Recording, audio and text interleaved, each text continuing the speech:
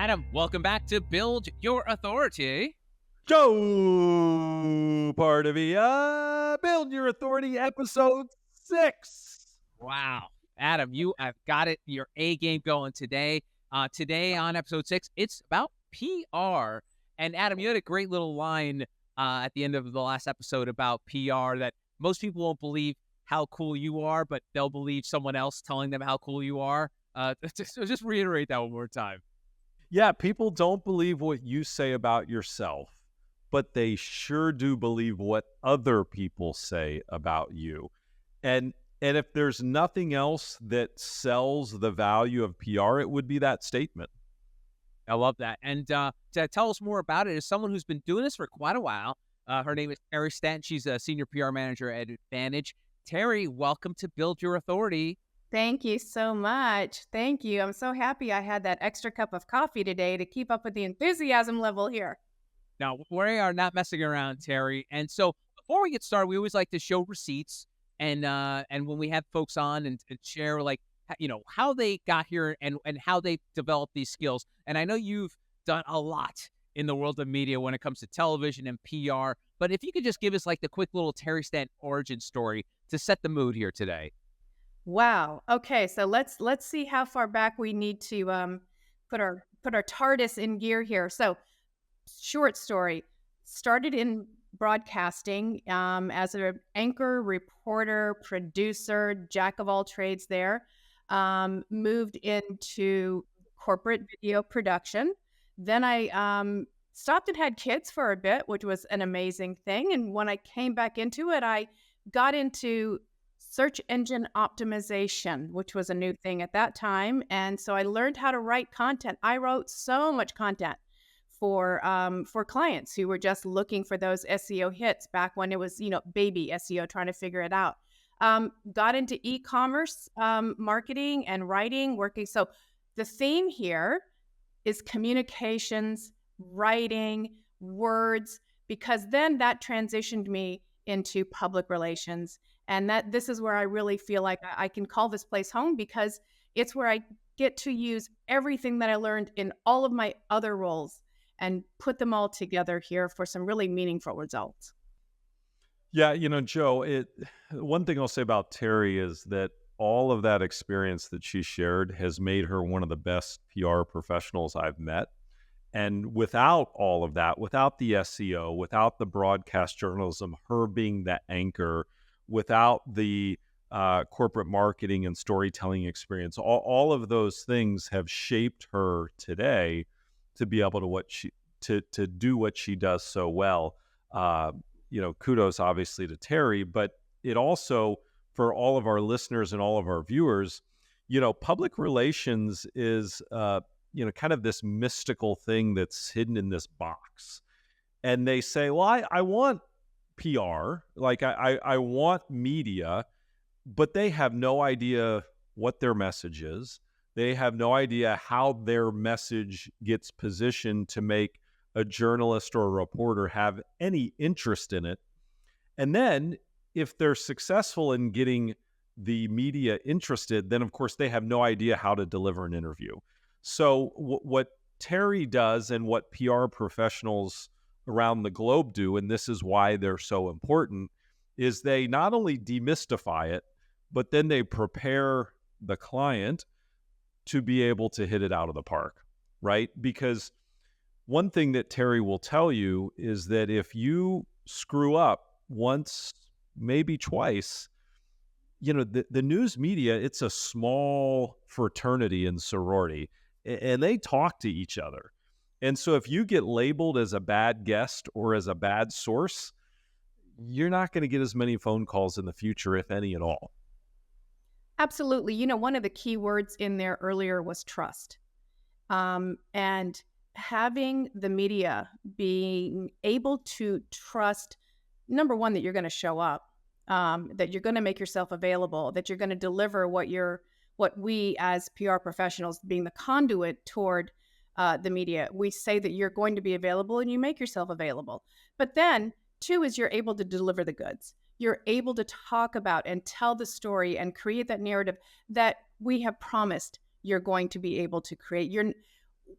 one thing that we always remember on our site here is we have two sets of people that we have to actively engage and make happy.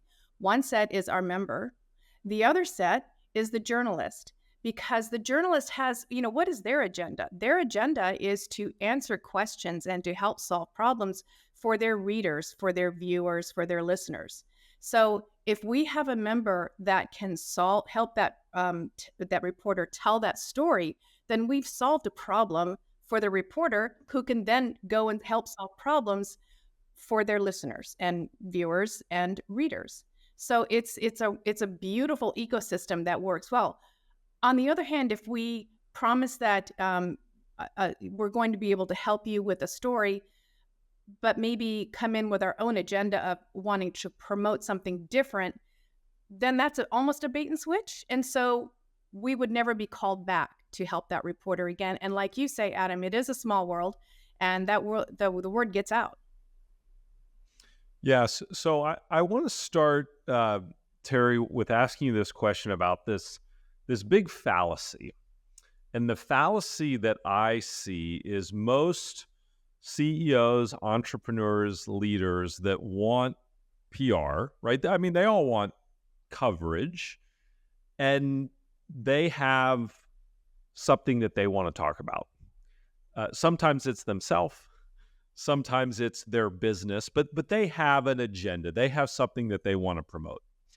And the biggest fallacy is that these executives and leaders think that the media wants to talk about what it is that they want to promote. And they become extremely disappointed extremely quickly when either A, their pitch gets no response whatsoever, or the topic that the media actually wants to talk to them about is not what their agenda is. So maybe just start kind of with some expectation setting of, hey, if you're a business leader and you want to build your authority with public relations, what are kind of some of the base rules of the road that they need to know about? Yeah, boy, that's that's loaded right there. The way I'll start answering that is by saying, all of those people that we know that are the Elon Musks of the world, the Sanjay Guptas of the world, all of these people who have that household name factor and recognition, they didn't start having that name factor and recognition, right? They started at the bottom of the barrel. They started, if you see somebody right now, or there's a name that you're reading like, I'm starting to recognize this person's name as an expert in this field. That didn't mean that PR campaign started 2 months before that. That campaign started 10 years before that, for the most part. There is so much legwork, so much groundwork that has to be laid, because one of the first things that you're doing is you're establishing who you are and your authority to talk about what you say that you're going to talk about. You have to bring those receipts. They have to see that, yes, absolutely, I can see that this person was quoted in maybe this small publication over here and this small publication, and they did an interview with this radio show or this small podcast or a local television station. All of those activities start to build up in a media resume. Once that media resume becomes more robust, then you're able to hit some of those larger targets that you want. And maybe not just as somebody who is answering, one of 5 people who's answering a question, but maybe it could be something that's targeted about you or that person, becoming that thought leader in that particular field. But to do that, you don't just say, I've written a book, or I have produced X, Y, or Z. This is my product, and now I am ready to tell the world all about it. The world's not ready to hear from you yet, because you haven't established who you are yet. And that's where that third party endorsement comes in. But again, all that legwork that goes into it, that can take years. And maybe also talk about this whole idea that what you want to talk about is likely not what the media wants to talk about, and bridging that gap. Sometimes the stars align, and sometimes you do have an opportunity to speak about your subject matter to a reporter who is writing a story just about that subject matter, and they're happy to let you steer. But that's not usually the case, because usually what happens is a reporter is given a story assignment by an assignment editor or producer or some other editor, and that reporter has to go and find the specifics of that story, and you might be able to talk about a topic over here. Let's say, it's trees, and your specialty that you want to talk about are pine trees, but your reporter is writing a story about, I don't know, oak trees. You may try to steer that back to the pine tree, but the reporter's going, that's great. I want to talk about oak trees. You have to be willing to talk about oak trees. You have to be prepared to talk about and weave a very interesting story for this reporter about the type of tree that they want to talk about. I know we kind of got into horticulture or something, but I hope that explains that. Yeah, that's very, very important. So obviously there's this great divide of what the client wants to talk about and what the media is looking for. And as a journalist yourself, who was a reporter, who was building stories and talking to sources, maybe help listeners and viewers understand what is the agenda that drives the news media, right? What is it that they're trying to accomplish with stories? Because I've always found that when you want to earn media, when you understand what the agenda is of your client, it helps you be better for them, which is going to allow you to get, booked and called back. So I think it goes back to what is the question that the reporter is posing? What is the answer they're trying to uncover? So depending on what might be trending in the news, a lot, right now, of course, everything is about the election cycle. So if we can find on our side, if we can find tie a member's topic into something that has to do with the election cycle or one of the other trending topics, then you're able to tie that message into the overall message of what a reporter is looking for. But in order to get into the news, we can't force feed, and nobody can force feed into that cycle what the reporter doesn't want to write about or is not able to write about, because they're given an assignment. Again, there's an assignment editor who says, you are going to write about the oak trees today. Pine trees, that's a great story, but I'm not interested in pine trees today, maybe later. And that's something else to think about too, is even though that reporter may not be able to write about that specific topic that you want to write about now, right, that you want to talk about, if you are able to give them what they need so that they can write about the oak trees, when they're ready to write about pine trees, they're going to come back to you. They're going to remember that you were able to deliver to them what they actually needed, the answers that they were looking for. And then when they're asking another question that might be closer to what it is that you actually want to talk about, they will remember you.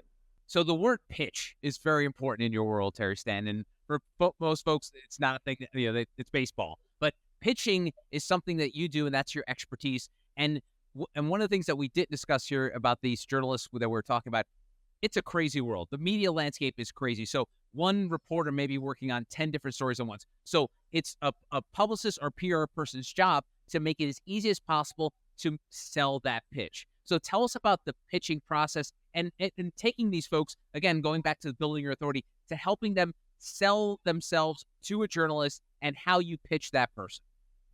So we have a lot of different pitches that we use. If we have an author, of course, one of the big pitches that we do are book pitches, because we would love as many people as possible to know that this book is out there, this book exists, this is what it's about. If somebody can write a review about it or say, I need that subject matter expertise from that person who wrote that book, they're going to come to us to talk to that author. So that's one of the pitches that we do. The other pitch that we do, and this is, I think, one that we do more frequently, is what we in-house call a source pitch.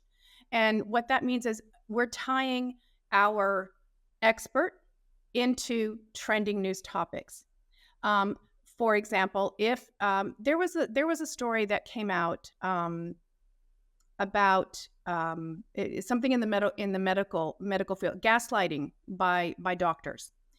So this story broke, and we happened to have doctors on in PR that we were pitching. So we pitched that story and said this story was just written about. Um, if the New York Times writes about it, you're going to likely see the Washington Post write about it. You're going to likely see, some of the healthcare trades write about it. It's a ripple effect. USA Today, it becomes a ripple effect.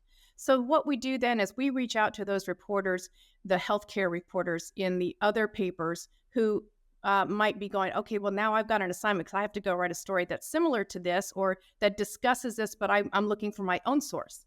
So that's when we pitch our expert to those reporters. If you're writing about this story that happens to be trending right now, we have somebody that you can talk to who has an expertise in that particular topic. And so that's been a really successful avenue for us to be able to get our members into the media that way. And no placement is too small, we should remind folks, because one thing that I often joke about is the media landscape, it's a copycat league. Someone will happily write about someone if they see it somewhere else. So tell us about the importance of not just being placed in the Times or in a major publication, but in a local publication. That could actually have ripple effects as well, right, Terry? Couple of things there. The first thing is that because the media landscape has changed so much, what that means is there are fewer publications that are employing those reporters. So those reporters, a lot of times our reporters that we're working with are freelancers. And so they might be writing for 10 publications.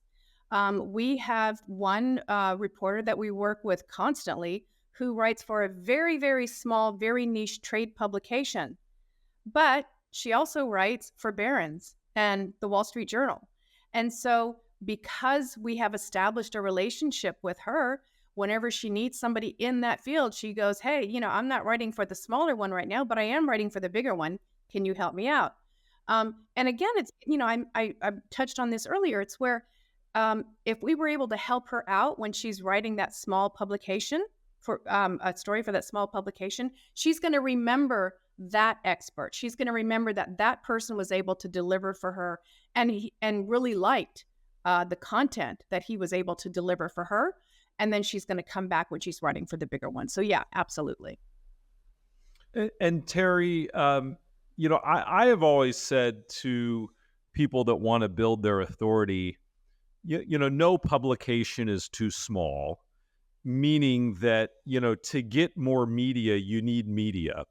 And a lot of executives and CEOs and entrepreneurs that we work with, they want to speak. And so I'll say to them, look, the first couple dozen speeches you give, they might be for free because you need to develop your skills and you need to get speeches under your belt and have satisfied audience members that will give you a positive review. I think the same thing is true with media that, look, everybody wants the New York Times or, the Today Show or CNN or whatever it is. That's what everybody wants. But to start there, unless you're Elon Musk or Sanjay Gupta, is probably not realistic. And quite frankly, if you bomb on CNN, that's a much bigger black eye than bombing on the local CBS affiliate in your hometown. Yeah. And so maybe just talk about this idea that really no media is probably too small and media begets typically more media. One thing to remember is when a reporter is Googling you, that's the first thing they're going to do is they're going to Google you, right? If they're considering you as a source, if let's say I've pitched you as a source, the first thing they're going to go do is they're going to go Google Adam Whitty. Then they're eventually going to go to the LinkedIn page and your website and all of those things too. But the first place that they're going to go is they're going to Google that name in quotation marks. They're going to see what comes up. What do you think that reporter is going to say if you say, I'm an expert, and then when they Google you, nothing comes up? There's no evidence. There's no media trail. You have to have that media trail in order to prove that you are an expert to the person who's going to write that next story. right? Your customers may know that you're an expert. The clients that you work with, the people around you, they know that you're an expert. But the media, the reporter that wants to write about you potentially doesn't know that, and we have to prove that. And you have to prove it by starting out with those smaller publications where you can get in there. A lot of times it is local, but there are, I think one of the best ways to start out is by starting out in your trade publications, because that's where you're speaking to the people. They all speak the same language, right? You absolutely have to know your stuff when you're talking to a trade. So that's proof right there that you are who you say you are, because I am an expert speaking with authority to fellow authorities. So absolutely, that proves who you are. Those are the smaller publications, but they're going to live online. And if somebody from a larger publication, the Wall Street Journal, says, I want to talk to this person, it's going to take time for them to go, wait, I can see that this person has been quoted in several publications that I know are reputable. I know that this person knows what they're talking about. We have a member who's a really good example of that. It took a while to get this person through trade publications, through smaller hits, just a constant, steady stream, almost a year of just constant pitching and just, that keep plugging away. And finally, he actually got into the Wall Street Journal and was quoted as an expert in the Wall Street Journal. And that really helped his company achieve its next funding round of its goal. So it does add up. And yes, those small publications are absolutely essential in order to get into the larger ones. Yeah, another rule, just as we're talking about kind of rules for people to understand with PR, as you said just a minute ago, media begets media. But the other rule that I've learned is that you have to be extremely available, and the media runs on their schedule, not your schedule. And I've actually been surprised where, you'll have a big CEO and they'll say, "Hey, I really want to get media, but I'm not available Mondays, Tuesdays, and Wednesdays because that's when I do my weekly executive meetings. And I travel every Friday to one of our locations. So I'm available on Thursday from 12 to 2. Yeah. Yeah. Um, that is one of the challenges that we find, and for the most part, we have people who are smart and they do understand that it's the news. And what does Ferris say? News happens fast. I mean, right? It happens fast.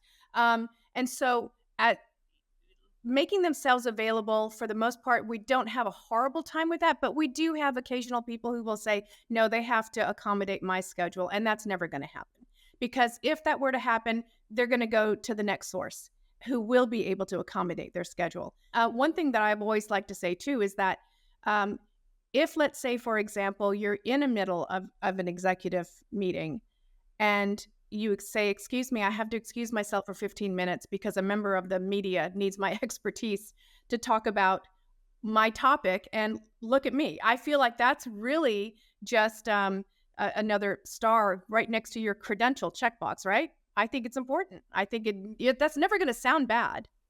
Yeah, that's a pretty good reason to have to excuse yourself from a meeting, Joe. Right. Exactly. We get a little inside baseball, Terry, because the words owned, paid, earned, and borrowed media is used a lot. It's very popular vernacular in the industry, but folks not in the industry may not understand those words. So owned, paid, earned, and borrowed. Terry, we don't need to do a deep dive in each of those, but can you just give a little breakdown in terms of the differences of media? You know what? Here are the big ones that we're looking at on the PR side for us really right now.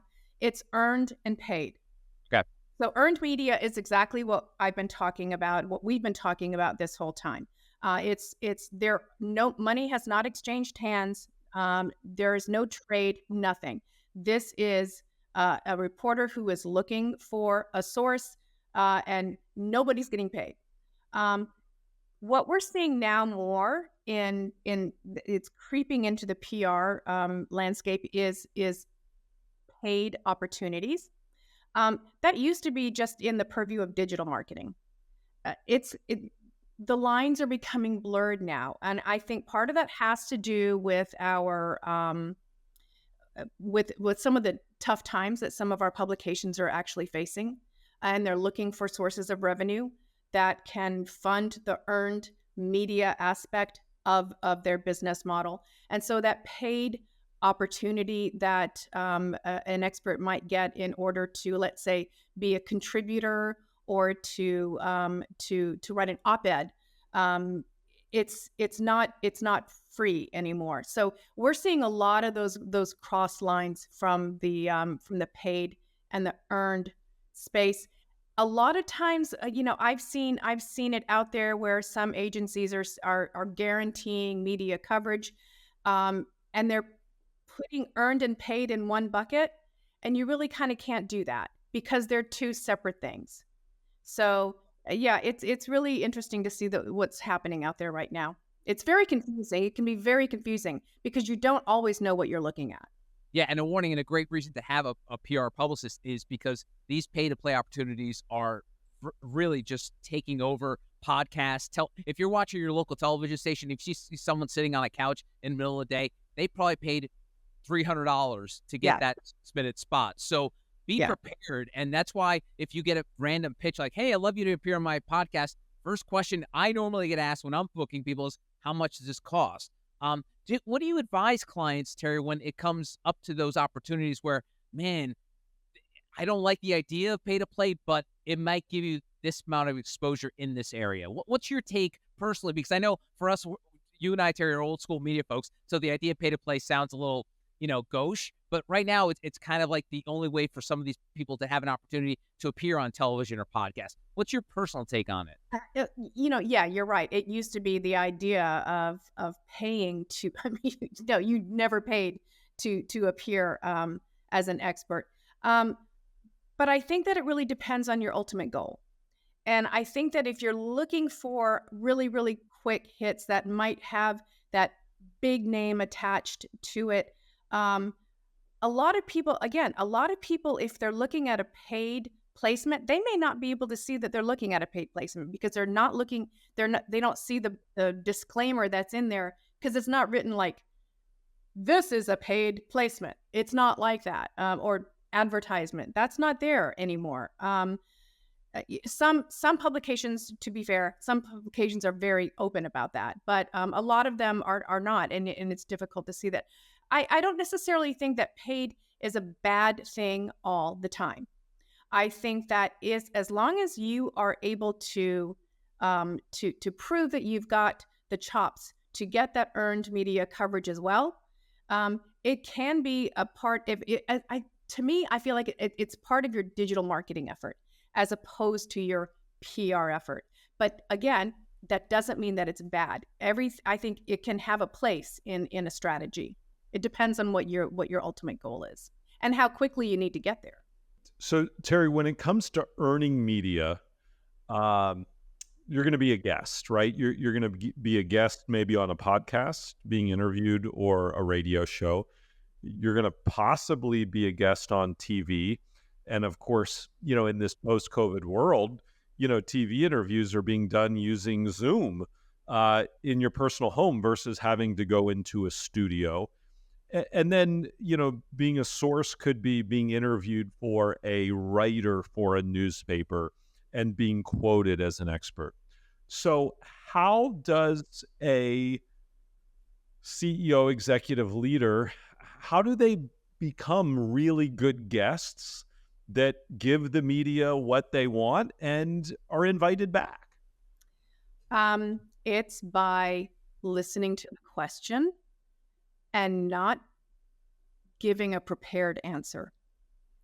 It's by understanding why you're there. You are there to help them solve a problem, call attention to a situation, help celebrate something, whatever that reason is for you to be there. You're there to help them tell a story. So if you can be a part of that storytelling process, falling in line with what it is that the message that they're trying to convey, then you're being a good guest. It's like walking into somebody's home. You wouldn't walk in and say, "Hey, thanks for inviting me for dinner. And by the way, I would like pork chops, mashed potatoes with some applesauce." That'd be great when they've prepared lasagna. You don't do that.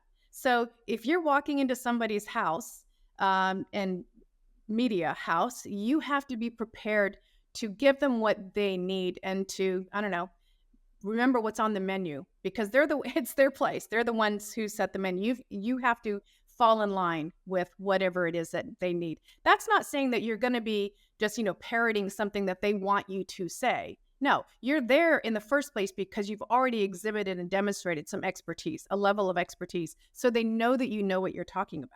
So that if you walk in and say, they tell you that they want to talk about this thing, help them out, talk about this thing. And again, that increases your chances of being invited back another time to talk about a completely different thing. And Terry, I presume when it comes to radio and podcasts and certainly television, being really crisp and succinct in your answers is important, right? If you're rambling on and on and on, especially with television, most segments are 30 seconds, 60 seconds, maybe 2 minutes at most. There's not a lot of time for you to give a 1 minute diatribe answer to a 5 second question. Yeah, that's where media training comes in. And having a little bit of media training under your belt, I think benefits everybody because you never know when a microphone might be put in your face and hello, there you go, right? I do think that knowing what it is you want to talk about, and I would assume that anybody, by the time that they get to the point where they're looking for PR, they are enough of an expert to have those talking points, to have that elevator pitch. They know what it is that they want to talk about. And so if you're able to present that without the rambles, to remember why you're there. Again, why were you invited? You were invited to talk about one particular thing, and forget about the 2 and 3 and 4 other things that you came in and would love to be able to throw in there. By the way, they're not probably going to be interested in that. So if you can remember why you're in the room, but again, media training can be very important to help keep you on track. It's like, public speaking. I think for some people, public speaking is just a natural gift. For other people, it's something they have to really, really work at. It's you wouldn't want to take to a stage with 200 people in an audience if you've never done that before, right? You have to have practice, and practice does make perfect. So, Joe, Terry is saying we should not be like presidential candidates and politicians who never answer the question that was asked and instead just go back to their talking points. That's what you're saying, Terry. We should not follow the example of the presidential candidates, correct? Adam, I'm not going to talk about politics. Look at politics, Adam. That's the rule.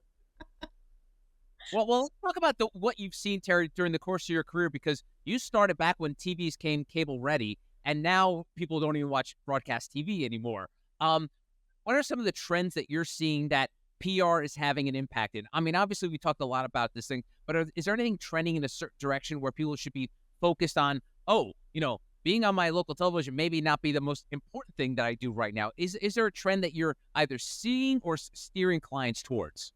So one thing to keep in mind is if somebody were to, let's say, be based out of Kalamazoo, Michigan, and they get an interview request from a station in Dallas, Texas, they might say, why would I want to be interviewed by a station in Dallas, Texas? Well, the reason is because that interview is online and it's streamed and everybody will have access to it, not just the people who live and watch TV in Dallas, Texas. So that interview that is coming over your television set, it has more legs now. It's not just local television. It's online, especially if it's part of if that TV station is part of a network like a Sinclair network or something like that. So you would see that same interview potentially broadcast or streamed and available in other websites.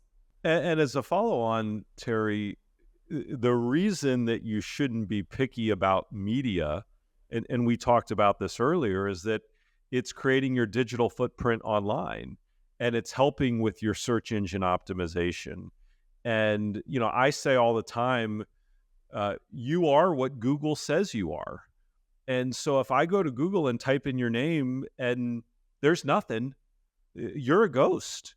You mean nothing to me. If I go to Google and type in your name and I've got to pack a lunch because I'm going to get hungry because there's so much stuff to read about you, that's an entirely different scenario. And so, yeah, my market may be Atlanta, but if the newspaper in Portland, Oregon wants to interview me, I would be crazy to say no because that article is now online.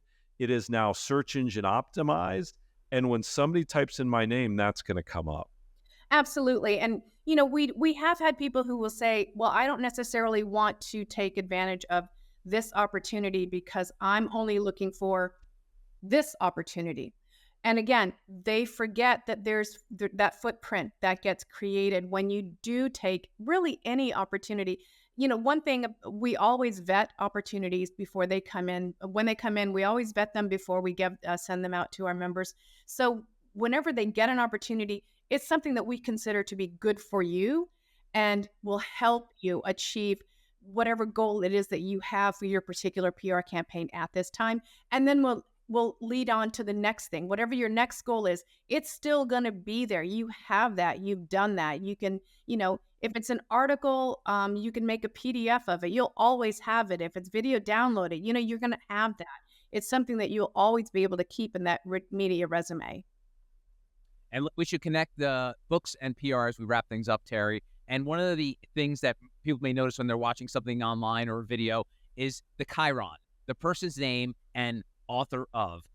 In the world of media, there's nothing more important than author of. CEO sounds cool, founder sounds cool, but author of is a huge thing. And you mentioned earlier when he came to pitching books, they may not necessarily want to talk about your book, but they'll say, "Hey, you're the author of this book." Tell me about the importance of books and building that authority in the world of PR.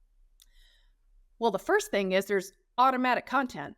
You have so much content right now that you can pull from, and you take that content and you're repurposing it everywhere. And because you're repurposing it everywhere, you've again added to your digital footprint so that you're going to be able to be visible and more easily found. I have a story that I want to tell you that just happened that I just found out about today. Is we have a member who wrote a book with a very specific agenda, which was to get his professional life, his career to that next step. He had a specific goal. And so he's like, "I'm going to step back over here. I'm going to write my book." And, it's a Forbes Books book. And I just spoke with him today and he achieved that professional milestone. And I asked him, I said, "Did that book help you?" He said, "Absolutely. It absolutely made him visible, and it made it so that the people that hired him said, 'You are who you say you are. We know what you know because it's right here in this book that you wrote.'" And he absolutely credits having a book with helping him achieve this huge milestone for him in his professional career. So yeah, it's not it. And what happens after this, now that he's got this next thing, there's going to be a whole new slew of media opportunities for him to be able to take advantage on and to just keep building and building and building that authority. Joe, the other thing to realize is that no journalist wants to make a mistake.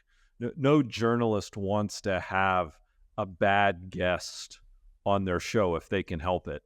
And when you are author of, it is a bit of a security blanket for the journalist that there's a much higher likelihood that you're going to be articulate, you're going to be on point, you're going to really know what you're talking about because you have the credentials of author of, insert the blank behind you. So when you have a book, it actually makes you appear to be a safer choice for a journalist as well. That's a really good point, Adam. And one thing that I would add to that is, especially if you have that book and then you have your digital materials that support that book, that personal brand or book website that showcases that, and you build onto it with additional content, I think you're absolutely spot on. Awesome. Her name is Terry Stanton. She's a senior PR manager at Advantage Forbes Books. Terry, if folks wanted to get a hold of you, asking more questions about the world of PR, where's the best place to start? probably send me an email, tstanton@advantagemedia.com. Awesome. Terry, thanks so much for the time. I really appreciate it. Thanks so much for having me. Thanks, Terry. Thanks. Bye. You're right, Adam. She knows her stuff about PR. She knows her stuff. And listen, if you want to be an authority, you talked about it, owned media, earned media, rented media. Those are the three main types of media. You've got to know how to play the earned media game. You've got to have success earning your way into other people's media. And the insights that Terry has shared are foundational to building authority with earned media. Sweet. Adam, well, that wraps up another episode of Build Your Authority. Thanks again for the time, Adam. See you next time.